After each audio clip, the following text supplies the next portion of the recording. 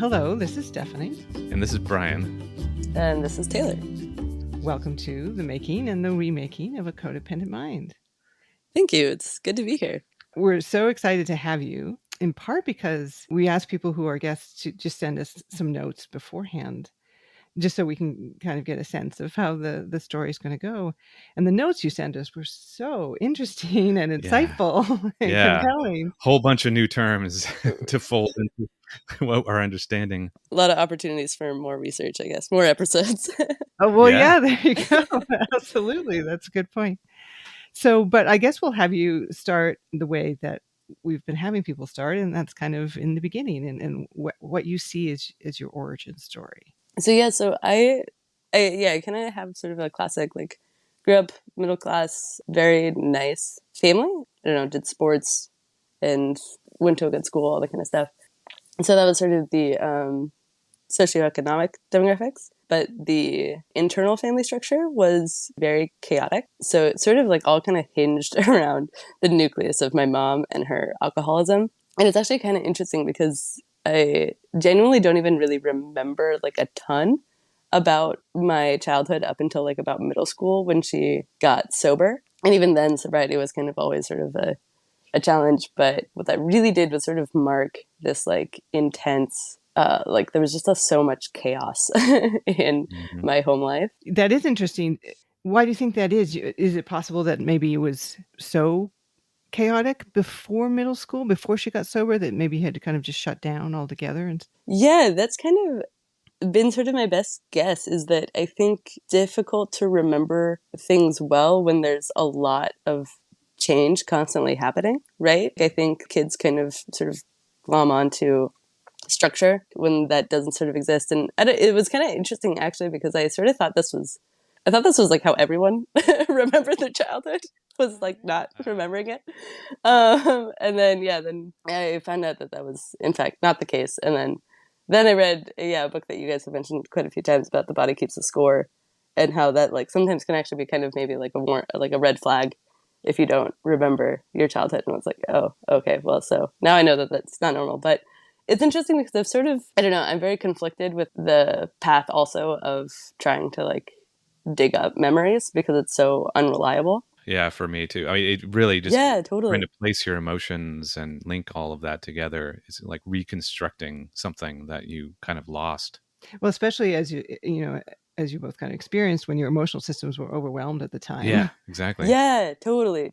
So I think probably, I mean, I wouldn't be surprised if Brian, you and I have like just a really similar situation where it's like it was just so overwhelming that like kind of the only real option is like disassociation and like not being present. Yeah, compartmentalization. You're teaching yourself these avoidance techniques right from the start, basically. Yeah, right. Exactly.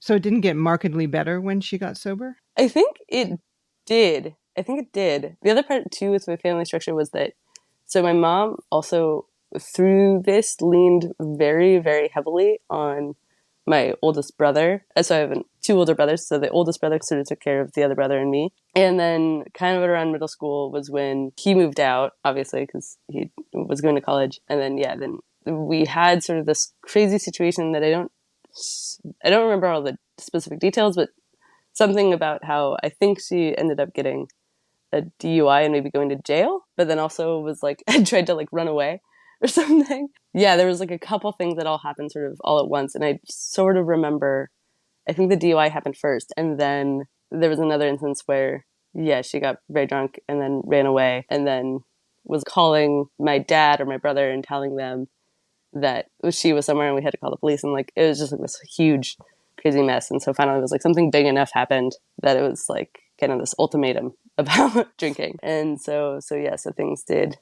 Definitely things improved because I think just when you are a kid and when you're, an adolescent or something, like you just really don't have any concept of what alcohol is. So it's very, very scary to be around someone who's just constantly intoxicated or is intoxicated a lot. So I think just not like even just removing that piece. And this is very typical with a lot of family structures that are impacted by alcoholism. Like usually a lot of the bad behaviors and stuff can stay for a while.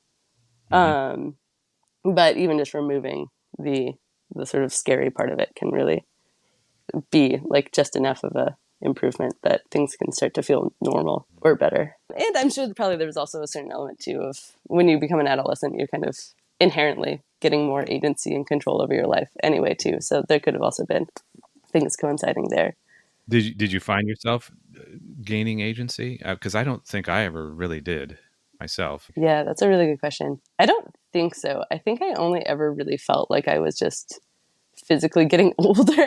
I didn't ever feel like I was particularly getting more control or independence or Individuality. exactly. Yeah, totally. So yeah, so I would say like a lot of those dynamics really impacted me. And then I think that the biggest things that I would say impacted like the person that I ended up becoming through this was, as the youngest kid, I kind of played this major permanently happy role. So it was just like this very sunny kid and like very happy go lucky. And so I think a lot of that turned into this, like, I didn't realize it obviously until way later in life, but how much it was me actually just like putting down any negative emotion inside me and just cramming it down and then pretending I was happy all the time, which also turned into like these really codependent, people pleasing, this intense fear of upsetting people. What would be the consequences when you were young of upsetting your mother? You know, you hear about the fight, flight, freeze, or fawn method of response to, I guess, life or death situations. And it is interesting how much you just sort of naturally, especially like kids are just so smart, right? So they just sort of naturally figure out the one that's most effective. And the Fawn method, which is the only one that could get my mom to chill out again, just pretending that, you know, like, oh, whatever happened wasn't that big a deal, or that you still loved her. Or it was so weird because a lot of times like there'd be things where like she would do something and you'd find like yourself apologizing to her almost. She would do something to you, like violate your boundary or mistreat you, but you would have to make her feel okay about having done that. Totally. Right. Yeah. That's like the perfect way to put it. Yeah. Like I would have to make her feel better for having behaved in a less than an appropriate way towards a child. And when you say had to, she was enlisting you to do that, right? I mean, she was making you feel as though you had to, right? It wasn't just Exactly. Yeah, like if you froze or if you fought back or anything like that, things would only get bigger and bigger and even more like angry and ugly. And for me, I feel like it almost was just the quickest way to get out of the situation. Because I think that is like at its core, that's kind of what survival is trying to do, right? It's like not trying to resolve anything. It's just how do we get out of this? yeah. Yeah, and so then from there forward, any emotion coming from anyone that felt similar, you're doing the same thing. Right, exactly. So yeah, so then I had this massive fear of upsetting people, and then also this like really major inability to say no. And so yeah, so kind of going into that piece of it too, with it's hard to even think of what could be specific examples, but it's funny because the dynamic is like still exists today. But my mom just really takes it personally when anyone for any reason says no to her. To her credit, it was much worse when we were growing up than it is now, but I'm not sure it's to her credit that she's better. It might be to your credit that she's better. That's also true. Yeah, that's a Your good behavior's point. worked. You're slowly training her. Yeah, she's been forced to adapt. Exactly. And also, yeah, it's like it's different when you have little kids that can't. Yeah, when you're 7 years old, it's like, what are you gonna do about this? Versus like when you're 30, it's like, okay, I can leave. So I had this half piece of like this massive fear of upsetting people, and then this other half piece, if you say no to someone, you were like personally rejecting them. And you're not just saying no to the thing. So an easy example would be asking me to come and hang out with her and like have coffee with her. And if I'm in the middle of doing something and I say like, oh no, not right now, or I can't, or even I don't want to, whatever, you deal with pouting and cold shoulder and just all of these kind of like response behaviors to sort of signify what an inappropriate thing that was to do was to say no. So this is kind of classic boundary work, right? Yeah, yeah. Where your time is your time. Right. Yeah, exactly. But she doesn't recognize a boundary between you and her. So your time is her time. Right. So Yeah, such that if exactly. you decide, which you have, of course, the absolute right to do, how to use your own time, this feels like an affront to her. Yeah, and then you just get trained to have that response that, okay, well, that's probably what's going to happen when I say no to anyone. They're going to feel hurt, and I'm responsible for that. And I just think that there's just a lot of really complex emotions going on there when like you're having that kind of feedback from your mom. And especially, I mean, unfortunately for moms, they usually become the primary caregiver. So they kind of become like sort of the center of attachment wounds for kids. Now that you mention that, though, where was your father in the house and in this chaotic situation? Yeah, he did work a lot, so he'd usually like leave early and then come back late at night. And this is something too that I also feel like I haven't really started to kind of unpack until recently. That I think there was just sort of a lot of I don't want to say apathy necessarily, but it was being like really, really like worn down. You know, like I think there was a lot of like picking your battles with it, and then there was just like slowly kind of getting succumbing to that, like this is normal life kind of thing, kind of like the classic frog in boiling water. Yeah, I don't really know why there wasn't ever more of an effort to remove us from this. Or himself? Or Right. himself. Yeah, exactly. Seemed like he had some powerlessness there himself. Exactly. I guess we would say he chose flight, because it's interesting when we talk about those modes, those primal modes of reacting to threat in order to survive. You're not supposed to be in survival mode all the time. Yeah, right. Right. No. And so there's nothing wrong with fawning, right? If it gets you out of a threatening situation, life-threatening situation for sure, but you shouldn't be in a life-threatening situation. Yeah. Yeah, right. And life threatening, like that's a good point to make, because also, yeah, it's like when you're a kid and you're having this happen all the time, like it kind of does feel life threatening. Mm-hmm. Absolutely. And so then when you're an adult, for me, now looking back, it's like, wow, I was really sort of responding inappropriately to it. But I'm also responding from this survival mechanism that I was employing as a kid and not recognizing that, oh, I'm not actually a kid anymore. I'm not in danger the way that I was when I was 6. Yeah, Yeah. and when you were 6 and when you were 5 and when you were 4 and when you were 7. I think we want to acknowledge that it literally is life-threatening. When you're a small child or say an infant, if your caretaker is angry at you or is abusing you or is kind of suggesting that they'll withdraw themselves from you, that's life-threatening. Like, Yeah, you're not going to survive on your own. you mentioned something else in your write-up about specific ways you were kind of ignored or dismissed. The phrase is like, go play outside, and things like that. Right. Yeah. I thought that kind of fits into this puzzle pretty nicely too. Totally. Yeah. No, thank you for bringing that up. Yeah, that was definitely also like another massive piece too. It's like either dealing with this person that was like so volatile, lots of walking on eggshells around, and then the other side of it is being constantly sort of dismissed. And like, this is such a silly example, but I literally, this was months ago now, but I watched this commercial about and it's funny, like it's so funny, like even if I'm talking about it now, it kind of makes me a little choked up. But yeah, it's basically about this mom playing with her kid, and I just felt like such like longing, like Yeah, so you were making bids, and those bids weren't being met. and I'd also say too, like when you're a kid, I don't want to phrase this, like when you're a kid, you can't really understand that. I guess I'm saying when you're an adult, if you meet a person who's angry all the time / constantly dismissing you, okay, if like this person sucks, I'm not going to hang out with them. But when you're a kid, it's your parents are like your heroes, you know. So Or you need them to be kind of. Yeah, you need them to be. yeah, You can't afford to reject them.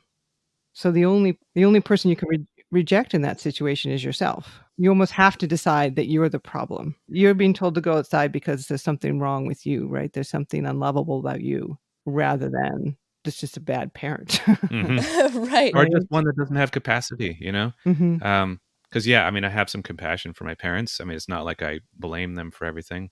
They didn't have the capacity to deal with what was going on.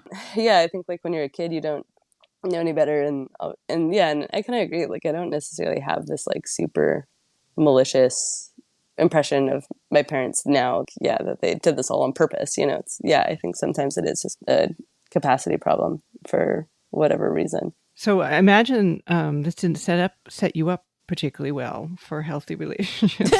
Mhm. Right. Yeah, exactly.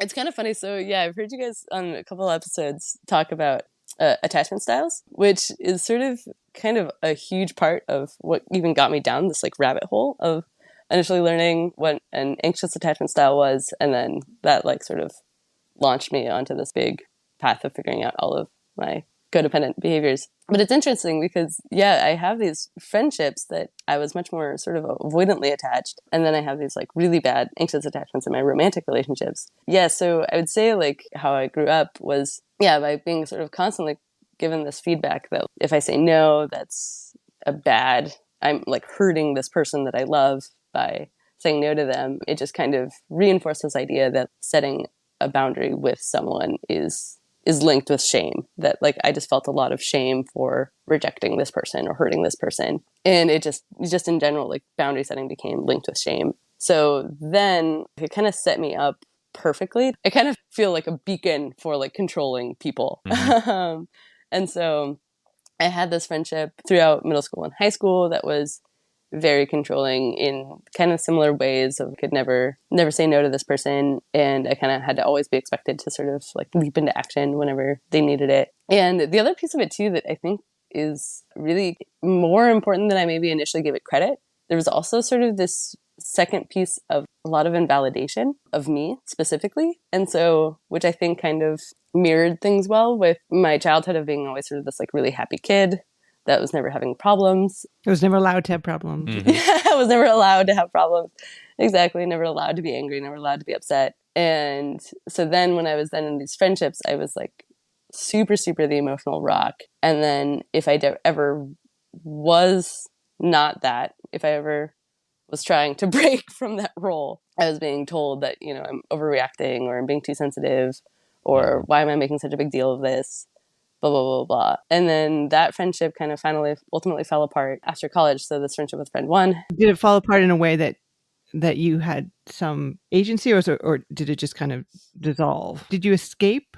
Were you set free? Mhm. Right. Right. Yeah.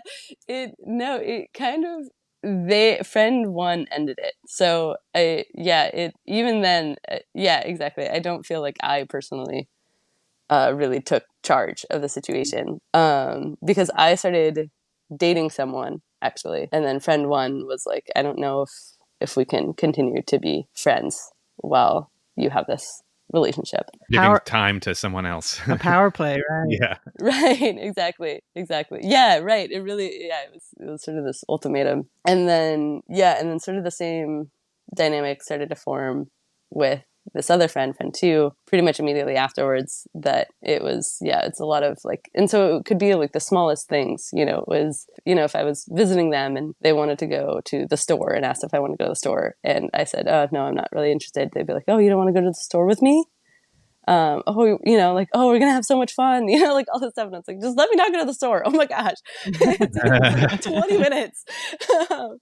So, and the same thing. It's anytime I was having problems, it was like, oh, you're like, oh, you're just overreacting, or you have nothing to worry about, or all that stuff. And I get on the outside, you know, you have nothing to worry about, stuff like that. Like it's kind of meant to be sort of helpful and supportive.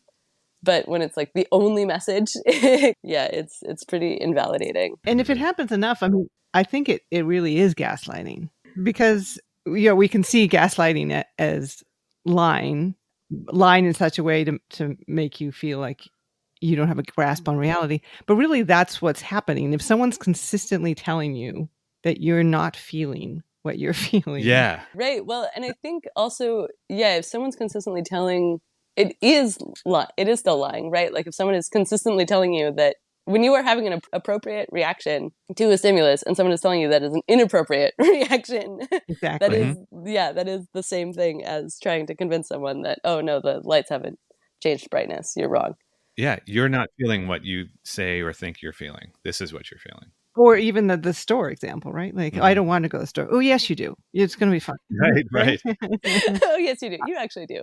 I know better. I know you better Yeah. than this. This is a message you got a lot, Brian, Oh, yeah. from R particularly. Right. But from both of them, really. From both of them, yeah. They knew me, and they were going to always tell me exactly what I should do or what I should feel. You mentioned something about your behaviors being blamed on lack of confidence. That was totally the thread all through that relationship with R. Yeah, it's crazy. Yeah, Brian, I would say hearing the way that you describe R and J totally mirrored this friend one, friend two relationships as well. And even to the extent that sort of you mentioned it, I think in one of the other episodes about being sort of avoidantly attached. And that's what I was kind of realizing was that sort of if you kind of are seeing it from like a totally objective lens with me and friend one, friend two, is that I felt like I couldn't say no to them. So then I would try to be sort of more avoidant to kind of avoid even situations where I would have to say no to them. And then they would feel more anxious. They'd get more clingy. I'd feel less agency, become more avoidant. And like it would just spiral from there. All of this lack of confidence thing. It was so funny. The timing of that was kind of wild because I had sort of the last conversation I had with friend two. That was sort of where it kind of landed, was that everything that sort of went wrong in our friendship and all the problems we were having and all of the bad feelings that friend two was experiencing was all sort of my responsibility. And the only reason that I didn't want to take responsibility was because I didn't have confidence, that this idea that I couldn't face the accountability, I guess. They wouldn't have wanted that if you did, right? I mean, no, right. Which was exactly what happened, because what was so crazy was then, so basically friend two and I's relationship fell apart over a year and a half ago now, basically because I didn't tell them that I was going out of town, essentially, is like sort of like the root cause of the issue. You were taking your body and using your time and your money to do something that you wanted to do. That I wanted to do, that I didn't, without checking with them. Yeah, without clearing it with friend two. Yeah, and so it super escalated because when I got back, I kind of was putting my heels down and was like, you know what, no, like they really wanted me to come over to their house and talk about it, quote unquote. And I was like, okay, that's just going to be you reaming me out for however long. So like we can do it in writing, have it on paper. And then I got this huge response about the fact that literally the words, that boundary is unacceptable. Geez, right. Yeah. So I was like, okay, shocker. Yeah. And so then fast forward however long, we finally talk again. And I give this whole explanation about the fact that, hey, it's really difficult to do any conflict management with you because you have such a difficult time letting me say no to you and you take it so personally and blah, blah, blah, blah, blah. So then the next time that we talk, friend two sort of repeats this back to me that's, okay, so I just kind of want to parrot back what you said all last summer. You felt like you wanted me to fuck off, but felt like you couldn't tell me that. And it was just like, oh my God, that's so totally not what I was saying, And then also friend two was like, well, like just everything you were explaining, it sounded like you were acting without any agency, like you didn't have any agency over your choices. And it was just so, I don't know, it was so hard to follow. I literally was just doing something that you didn't want me to do. And apparently that was me not having agency, I guess. I don't know. It was very, very strange. But anyway, yeah, ultimately that relationship has also fallen apart as well.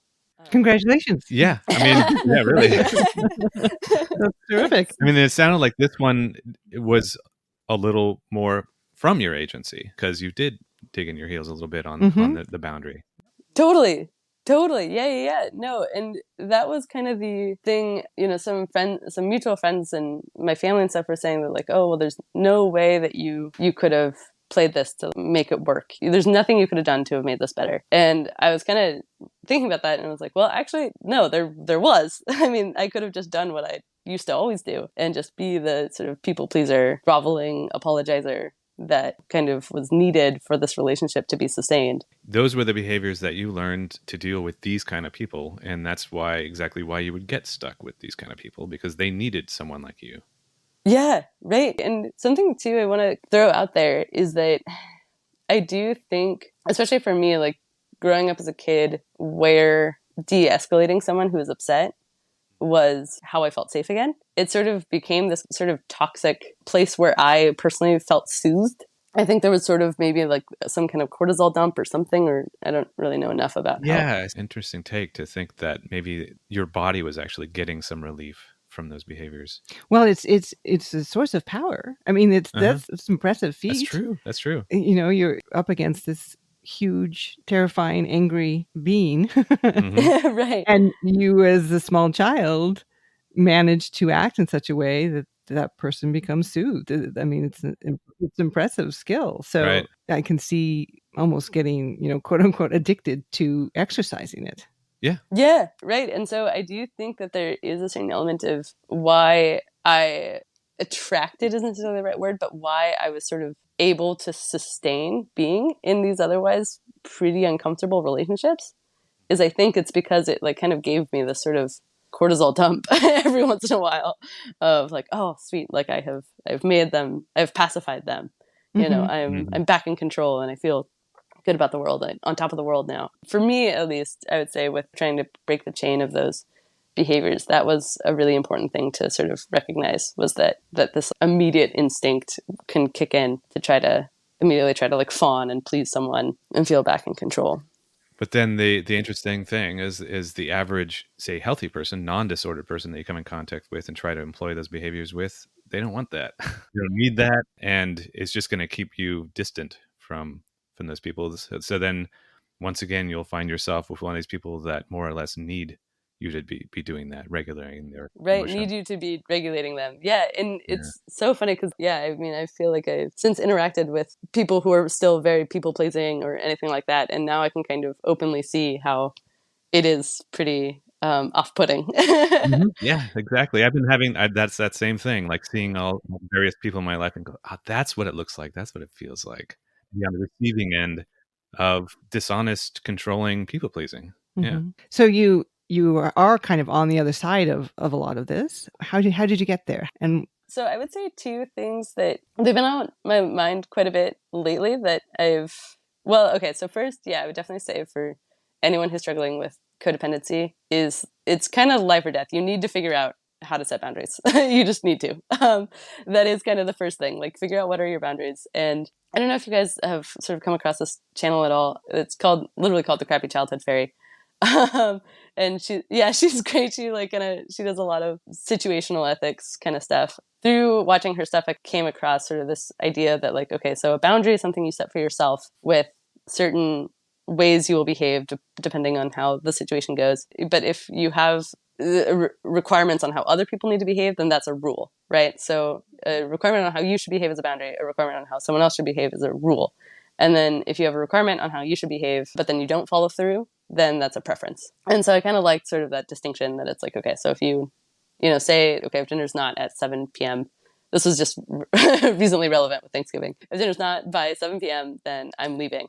And if you don't leave, then it's like, okay, well, your preference was that dinner was at 7. Right. And I would say for me, I remember this is, I think 2 years ago now, but I was in therapy for about 7 months. And kind of one of the first things that, my therapist sort of identified was like, it sounds like you don't really set boundaries with people. Set boundaries for yourself. And I literally noticed that it was with a dating app. Somebody was inviting me over to their house and I really didn't want to go. And for some reason, I had all these like old patterns, felt like I couldn't say no. And I just distinctly remember even just thinking about the situation, I was feeling this like anxiety bubbling up in my stomach. And my immediate reaction was to just shove the anxiety back down, not even investigate it or find out why I was uncomfortable or anything. And that was for me, like, it's such a clear moment of when things kind of switched. I was like, oh, maybe I should find out why I feel uncomfortable. I shouldn't just automatically assume that any amount of discomfort is wrong. Yeah. So listening to your emotions. This was anxiety about saying no or anxiety about going to a strange person's house? I think both. Yeah, I think it was mostly anxiety about going to a strange person's house. So, right. I mean, back to your point about boundaries being life and death. Like, that would be an example where going to a strange person's house can be very dangerous. So therefore, an appropriate anxiety. Yeah, so it was appropriate anxiety. Yeah, exactly. And it's so funny because it's like, what was he thinking? Like, God forbid I seem picky to this stranger, Right. Like better I put myself in a, physically life-threatening situation than have someone feel hurt that I said no. Yeah. Right. And and it was exactly that. Like, exactly what happened was I think I said something along the lines of like, oh, I don't want to do that. And then they unmatched and it was totally fine. It was So you rescued yourself. Exactly. And so yeah, so I'd say for sure, anytime you're feeling anxiety or discomfort, I maybe stop listening to that. Because I also think too, with people who are very codependent and people pleasing, especially like I was, it's just so second nature to shove your emotions down. I feel like this was very true for me because I was such a outwardly this very happy, positive person that I had the appearance of being someone that was totally in control and very, very in touch with their emotions. It's so much so that even I felt that way. I thought I was very in touch with my emotions. And it's interesting because on one, I think it was with Carly, has the metaphor of the mask. Just like, I was like, wow, I can really relate to that. It was, for me, it was on so well that I didn't even know I was wearing it. Exactly. Right. For me, I would call it kind of my stories that I had about myself and my life and my situation. Yeah, it's reminding me how you used to kind of describe R and J as irrational, and they were just too emotional. They didn't have control of their emotions. Right. Where you Right. did. I was the rational one. No, really, I was the one that completely severed my emotions. Yeah, like you couldn't deal with your emotions at all. Right. So that you couldn't even come to the surface. Yeah. Totally. I can relate to that so much. And that was a very similar thing, which for me, it was just letting the veneer of positivity finally slip. And then I also think something else that I kind of want to talk about, just because for me, it was very helpful to learn more about this, just because I think it's maybe a potentially misunderstood term, is this concept of intellectualizing your emotions. So the way that I feel like it's commonly described is that, oh, you don't feel your emotions, you just think about them. You have to actually feel your emotions. For instance, this was something that Friend 2, basically our whole lives says that they do, is that, oh, like I don't feel my emotions, I intellectualize them, blah, blah, blah. And for me, as someone who felt always sort of trapped by my uncomfortable, shameful, bad emotions, I was like, that sounds like the dream. You should always intellectualize. Like, that sounds like the best. Why would you ever change? Yeah, and I have since found out that intellectualizing is actually more specifically about the ability to sort of convince yourself to have, essentially convince yourself to have an inappropriate emotional response to a certain situation. So an example could be like, if someone tells me that because this happened recently, if someone tells me that I'm selfish, my gut instinct could be to convince myself that, oh, they're having a bad day, so they don't really mean it. Or that, oh, I should convince them why I'm not selfish, and here's 10 reasons for why I'm not selfish. And in reality, it's like these are actually all just ways that I'm kind of trying to convince myself that I don't need to feel the feeling of having someone have a bad opinion of me. And in reality, like the actually appropriate response is to just acknowledge that, people are capable of saying things that they mean. I don't immediately know better than them or what they meant. And then also recognizing that people are allowed to think whatever they want to think. And I can say too, with intellectualizing, it very much lives in a spectrum, right? Because there is like sort of a healthy amount, because sometimes people do say things that they don't mean. So don't just, launch into uncomfortable emotions every time something uncomfortable happens. But also sometimes it can be really an easy way to sort of not see reality for what it is. And I think for me, I was actually the one doing a lot of intellectualizing, right? Because I was constantly sort of giving people the benefit of the doubt, especially Friend 1 and Friend 2. I was sort of constantly kind of like rewriting things as soon as they were happening to sort of convince myself that, oh, I'm not actually being mistreated here. This is fine. This is totally normal and healthy. And yeah, and I don't know, the kind of the example I give for it that I think happens a lot is about envy. This idea that, okay, you don't want to feel envy of someone because that makes you feel inferior and it wounds the ego. So instead, it's easier to just contempt something. And so like self-righteousness is an easier emotion than envy is, or shame. So intellectualizing is kind of the way of, I guess, sort of like transitioning emotions into other places that are maybe more palatable. I was definitely doing that constantly myself. I think I called it rationalizing for just the storytelling again. It's a similar concept where my emotions, they were always there and they were always pretty clear, but I didn't want to feel them. I was confused by them and I didn't want to take the action that they were telling me to take. Totally. Oh, Yeah. okay. Well, no, that's not really what I'm feeling. I try to make them as confusing to myself, really. I lump them all together and it's like, well, it's just anxiety I'm feeling. Well, why am I feeling anxiety? Well, because, I'm in the wrong here somehow. I need to correct something myself. Like, it's not that the other person just, abused me, like you said. It's that I brought it on or something. I think what you just said too is exactly it, is I don't want to take the action that it's telling me to take. So yeah, absolutely. I super, super agree with that. I mean, the two systems were formed to work together. We have the emotions that are supposed to give us this kind of immediate visceral response to situations. And then later on, we have the intellect to kind of process that response. We can use it to determine like, oh, is this an appropriate response? Sometimes it's not, right? Yeah, right. Or is it not an appropriate response? And like, how do I want to take in this information? Yeah, totally. It seems like with the codependence, like the emotions were so painful and scary that you just lean right into intellectualizing, right? Yeah. The situation. What kind of story can I can't receive this information. Anxiety or fear or shame, or I'm going to use my big brain. And what unfortunately seems to happen is what you were just describing is that more often than not, you're using your intellect in order to justify and rationalize other people's behavior. Yeah, right. Totally. Like they don't even have to do the work themselves to come up with the excuse for why they're behaving badly or treating you badly or saying things about you. Like you're going to spend your considerable amount of it. Right. Like I'm better at manipulating myself than either friend 1 or friend 2 ever were. Yeah, right. Like right. they don't even need to do the work of excusing their behavior. It's like, I got it. I'm going to come up with an excuse for you. I mean, that is what I found myself doing with R&J was I was giving them the material, really. You know, I mean, I gave them the narratives myself. Totally. And I think, Stephanie, that's such a important point is that it's not like one system is better than the other, but they are supposed to work together. And if you lean too hard into one, then you can cause some pretty significant damage. Kind of see maybe the narcissist or and we don't know, kind of sounds like friend 1, friend 2 who had some narcissistic traits. Yeah, for sure. The narcissist, basically any emotion that they have is right. They don't need to think about it. They don't need to right. Oh my God. Yeah. Right. If they're angry, they have complete right to be angry. If they feel something about you, then that feeling is. So I guess in a way, it's like you kind of split the system into 2 different people that then become the balancing system. The balancing end. When you should be just doing it all internally. So you mentioned that one of the places and the spaces that you accessed in order to process all of this was Al-Anon. Did some of these ideas about the importance of boundaries and intellectually your feeling come from there, or what did you get from that community? Yeah. Some of the stuff that's been echoed quite a bit with, and also to back up to people who maybe aren't familiar. Al-Anon is a support group started for families and family members who've been impacted by alcoholism in the family. So obviously everyone's very familiar with AA. Al-Anon is kind of the co-parent the codependent.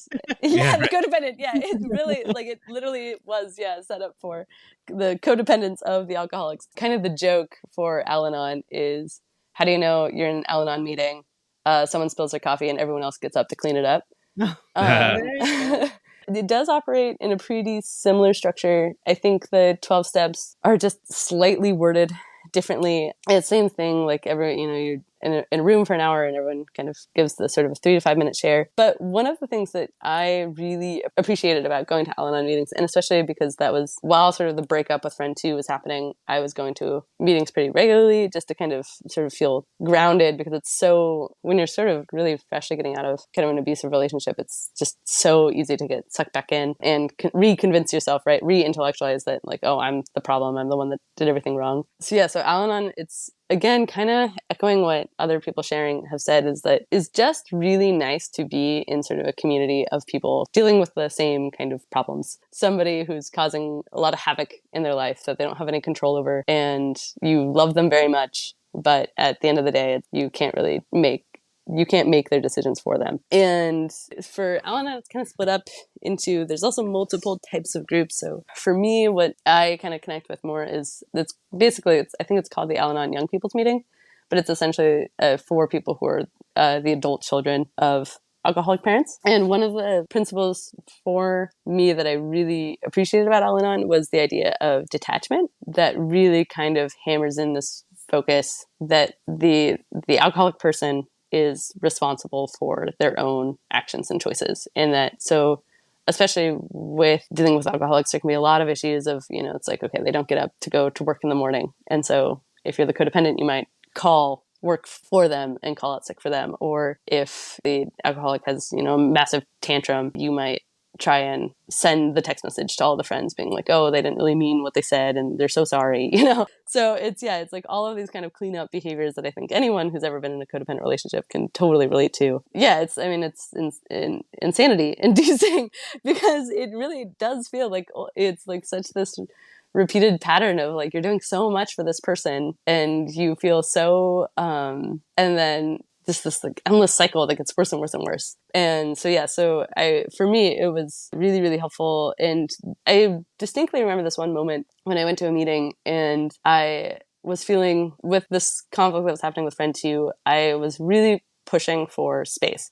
I was really pushing for cool down time, right? This was also part of what friend 2 found so unacceptable, was that there's no time. Everything had to be resolved immediately. And I went to an Al-Anon meeting and this person like gave a share about, so obviously a big part of both Al-Anon and AA is kind of this religious component. And they were saying that I was like, well, I don't really believe in God, but sometimes I kind of just try to like give faith to concepts. She was like, so my concept was time. Like I just give faith to time. And it was just so perfectly coincidental with exactly what I was experiencing that it just like had this like wave effect of like, okay, I think I am in fact doing the right thing. Time is a good thing. Yeah. So I don't know. I can say it really can be very helpful. And the other thing too, I do think that there's a huge part of the process of moving away from codependency and sort of its related behaviors like people pleasing and stuff like that, that especially if you're sort of in my situation where you're kind of like doing it by yourself, it's a very identity changing process. And so it can be like a really lonely process too. And I think especially with friend 2, it was really complicated because they're very interconnected with a lot of mutual friends and my family knows them really well. And so there's just, you're kind of getting also I was getting tons and tons of feedback and opinions about how kind of to be sort of operating. So there was just tons and tons of self-doubt. So for me, Al-Anon was just kind of this really beautiful, safe place that I could go to. And like, it just felt like there was like someone on the other side. It just felt like there was at least like one other person. Yeah, so it's so important. And I'm so glad that you brought this up and you shared it with us because it's true. We haven't discussed Al-Anon at all. We just discussed 8A and CODA and had some challenges with that. But it does seem even more than CODA that Al-Anon is a space where people with codependency, regardless of whether it formed in response to an alcoholic relationship, could really find their people. Yeah, and I would say too, like sort of the standard for Al-Anon is they kind of say is like go to at least 6 meetings, 6 different meetings, because every group, they're called family groups. I think that's the same as AA, but they're all kind of, they sort of will ultimately end up operating under their own identity. So some Al-Anon groups might be very strict with the, like, you must know an alcoholic. But the one that I was going to a lot before I moved was very open. For instance, like there was someone there that, because it's called a qualifier. The qualifier is usually the addict. Their qualifier was with, I think it was with marijuana. So yeah, so it just kind of, it can depend on the group that you connect with and stuff, but don't just go to one and be like, oh, this maybe is not for me. I would recommend go to 6 different groups and then you might find one that you really connect with. Yeah, that's good to know that some privilege more alcoholism as the personality disorder that's the trigger, but it's all disorder of personality. Yes, exactly. I mean, for me, I didn't have that experience. It never came from someone it was just abusive people, narcissistic people that took advantage of my codependent behaviors that were already there. So, and I think there's probably a lot of people with that experience too, but it sounds like that structure could benefit people just as equally. I think so. Yeah. I want to go back to something you said about identity, because I think that was really kind of heart-wrenching. And I think it's also what a lot of people who have struggled with codependency have to face, is that they weren't really given the opportunity as children to find out who they were as people, what they liked and what they were good at and what they were challenged by and what they were interested in. I mean, they just had to be reactive to other people's wants and needs and desires. And so to come when you're then as an adult and to find that, to have someone ask you like, well, what do you want from a relationship, or what do you dream about, and not have an answer. I mean, I imagine that must feel scary and somewhat lonely. It really can be. You had those experiences too, Brian, where you were you had these stories about yourself that you were nice, you were X, you were this, right? Like yeah, and each time I peeled away or rewrote one of those stories, I was like, what am I left with actually? Like, who am I? Who have I been this whole time? And that was part of my forensic was to go back and try to think about times where I made certain decisions and is like, what did I actually want to do in that instance? And so I was able to kind of recreate my identity from doing that. But we're still discovering, right? Yeah. We're still discovering stories that you told you about yourself, like, that you wanted a career in music. And you're like, oh, actually, no, I didn't. Right. Yeah. Yeah, it was what somebody else wanted, and I had this mild resistance the entire time that I didn't know what it was, and I judged myself for it and thought, well, it's just because I'm depressed or I have a problem with motivation, and then for years after that experience, it was just like, oh man, I just can't seem to get myself to pick up a guitar. What's wrong with me, And actually, I didn't really like it that much. Right. That was the issue. Yeah, I was doing it because it made other people happy. Yeah, right. Yeah. How are you finding that kind of identity work? Oh man, that's such a heavy question. Yeah, I would say it is definitely an easy to underestimate part of the process for sure. I do remember listening to a podcast. I wish I could remember who it was, but yeah, they were talking about people pleasing and kind of made the comment about, do you find yourself like losing steam on a project once you start losing outward praise? That sort of helped me figure out things to kind of focus on and look at. It was like, okay, like what are the things that I kind of am only doing because people tell me what a good job I'm doing? And then what are the things that I managed to keep doing even if no one's telling me? For instance, one of them was I really, really love running, and I'm like a terrible runner. I didn't know that was possible. I just thought you ran. Yeah, you would hope that eventually you would get better, but I seem to defy the odds. But I mean, I have gotten better. I'm being a little hard on myself, but that was maybe the biggest one that felt like it got kind of unlocked, was that when I realized that how much external praise kind of could impact my motivation, and that made me realize like, oh wait, I don't need external praise to run. I can just run because I like it. Like I don't need anyone else to validate if I am or am not a good runner. Like you don't need to run a marathon to be a runner. That's a great point. I think, when it came to the music, it was a similar thing for me. It was just like this was meant to be for other people rather than just entertaining myself or just enjoying myself. Exactly. Yeah. Like the life of the party is, the person who can play guitar really well. Right. Mm-hmm. And yeah, so that for me really unlocked running. And it actually, I mean, it is kind of funny because it did, I think even just that alone gave me the ability to start running a lot more and further and more consistently. And so that made me a better runner. That could be a clue for people who may find themselves struggling with something similar. I think that's great. Really what you're describing is kind of what we were talking about earlier too, just kind of like checking in with yourself, with getting better at reading your emotions. Mm-hmm. So what am I feeling here? Am I feeling the need for praise, or am I feeling actual enjoyment in this activity? It's not just the negative emotions that get pushed down. Unfortunately, it's often the positive ones as well. So you don't get used to like, am I enjoying this? Like, what does enjoyment feel like for me? So getting used to reading the positive emotions as well. Mm-hmm. Totally. Yeah. And I would also say too that for me, what was a super big component of it was just doing a lot of journaling and a lot of meditation, which I know sounds like so cheesy, but it really was a very helpful part of the process because it's exactly that. It's like just sort of, well, and actually, I mean, Brian, I feel like you've talked about that too on this podcast, even that, how much journaling you did. Exactly. Yeah. I mean, once I started that became my daily thing. I mean, I had a time that I set aside every single day, called it my reflection hour, and I would spend an hour writing, sometimes more if I was motivated to keep going. But that's where I made so many of my discoveries, that combined with talking with Stephanie. Yeah, I would say journaling was super, super helpful.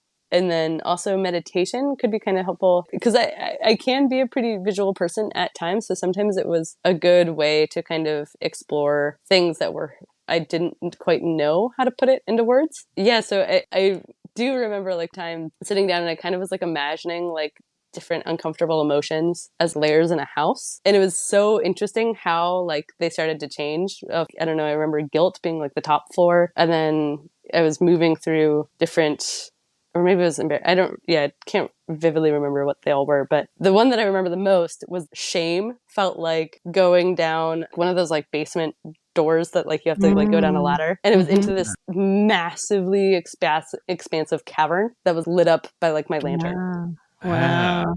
Yeah, and it was so interesting, and it was really cool to have kind of this like very visceral experience of what my emotion looked like to me. The whole experience of it, Yeah, right? that does sound super helpful because, I mean, that's what we're trying to do is identify, make it easier for ourselves to more quickly identify what we're feeling as we're feeling it, and whatever tool we can come up with to do that. Because a lot of them are subtle, the differences, you know, because in the past I would just like anxiety. That's like pretty much all I had: fear, anxiety, you know, shame. Yeah. I didn't even have shame, actually. Everything was just anxiety. But yeah, being able to like separate them out and distinguish what they are. Yeah, this is the whole experience of fear, you know, the visual and the Yeah. probably sense like it's damp, you know, and Yeah, totally. Because I remember guilt being in like an oddly lively room almost, because there were like people there, and like for some reason I was that's like kind true. Yeah, of directed to people, right? and I think it's Brene Brown that talks about shame is the feeling that as soon as you leave a room, everybody in it is talking badly about you. Yeah. And so Yeah. shame, like, it makes sense. Like, shame is this immensely isolating feeling. It's ultimate beyond rejection and abandonment and everything else. There's something wrong with you. Yeah. Yeah. You're not fit to be part of society. Yeah, You're all alone.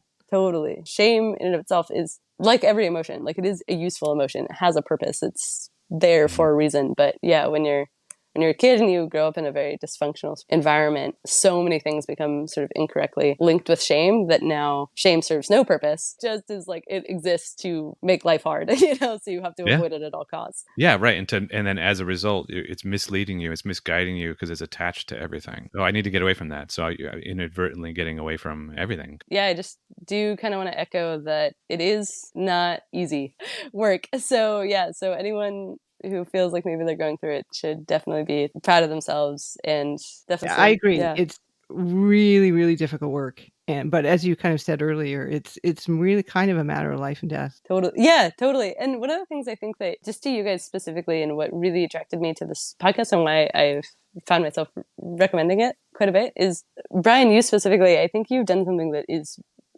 part of what makes this extremely difficult, is admitting that we didn't really always behave very well.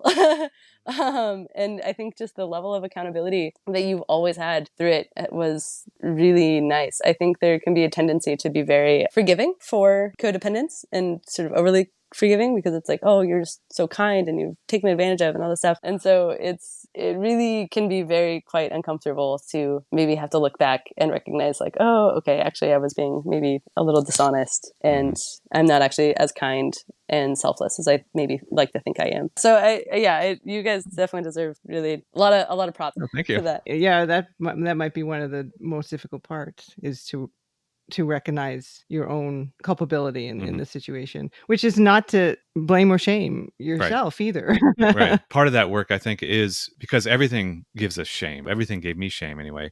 So trying to admit guilt or things like that, you know, I kind of innately assumed I was at fault, but I didn't want to think about that directly. And then actually turning it into the real stories, yeah, it did give me shame. And retroactive shame is just as hard as current shame.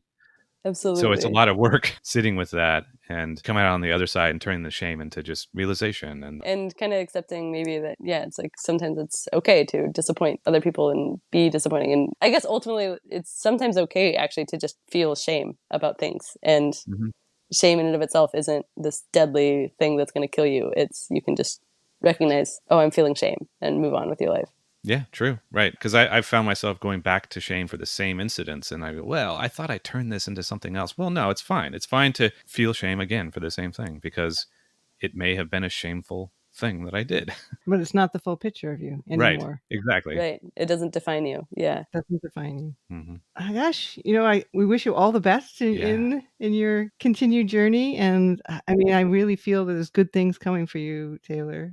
Yeah, thank you so much. Yeah, I feel I'm feeling positive about things moving forward. And yeah, definitely good luck as you guys continue to work and build on this podcast. I definitely look forward to hearing more stories and more episodes. So yeah, keep up the good work. Thank you. Thank you. And we hope people join us next time for another guest. And again, if you're interested in joining us for a conversation, please reach out at codependentmind@gmail.com.